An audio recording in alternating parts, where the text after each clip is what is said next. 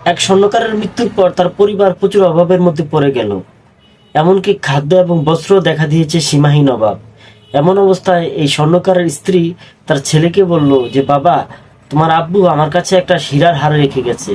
তুমি যদি এই হারটা বাজার গিয়ে তোমার কাকুর দোকানে গিয়ে বলতে যে, কাকু, এই হারটা রেখে আমাকে কিছু টাকা দাও, তাহলে তোমার কাকু হয়তো বা তোমাকে কিছু টাকা দিতে পারে, আর এই টাকা দিয়ে আমাদের সংসারটা মোটামুটি ভালোভাবে চলে যেতে পারে। তুমি যাও, তোমার কাকুর দোকানে যাও, গিয়ে তোমার কাকুকে বলো বিস্তারিত।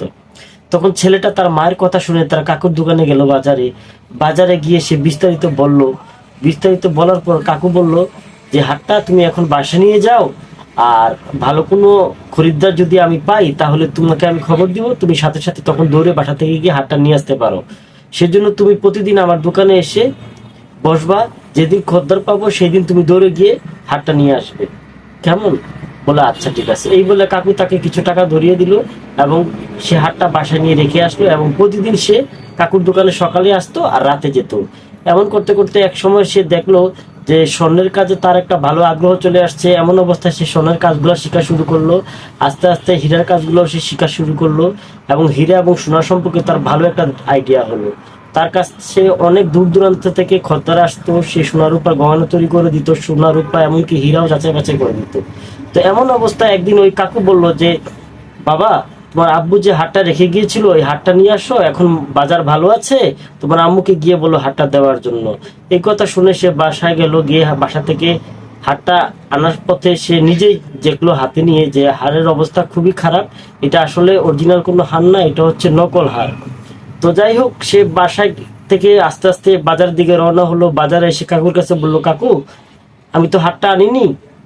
কাকু বলল, কেন আনোনি? বলে, কাকু, আমি তো এটা হাতে নিয়ে বুঝতে পেরেছি এটা আসলে আসল হীরা না, এটা নকল হীরা, এটার মধ্যে সমস্যা আছে, এই জন্য আমি আনিনি। তখন কাকু বলল, দেখো বাবা, তুমি যখন আজ থেকে বহু বছর আগে এই হাটটা আমার কাছে নিয়ে এসেছিলে, প্রথম দেখাতে আমি সেটা বুঝতে পেরেছিলাম, কিন্তু তোমাকে বলিনি, কারণ তোমাকে যদি তখন আমি বলতাম তো তখন তুমি সেটা মিথ্যা ভাবতে। তখন হয়তোবা তুমি ভাবতে যে কাকু হয়তোবা আমাদের দুর্বলতার সুযোগ নিচ্ছে, আমাদের কাছে মিথ্যা বলছে, আসলটাকে নকল বলে চালিয়ে দিচ্ছে। সেই জন্য আমি চেয়েছি যে তুমি যেন এই সম্পর্কে ভালো করে জানো, ভালো করে বুঝো, এবং তুমি নিজেই নিজেরটা জাস্টিফাই করতে পারো। আসলে সত্যি কথা কি জানেন, আমার বেলাও ঠিক তেমন। পৃথিবীতে অনেক মানুষই আমার সাথে চলাফেরা করে, অনেক আত্মীয় স্বজন, অনেক বন্ধু বান্ধবী আমার সাথে চলাফেরা করে, কিন্তু আমার ভিতরের অবস্থাটা কেউ বুঝতে পারে না।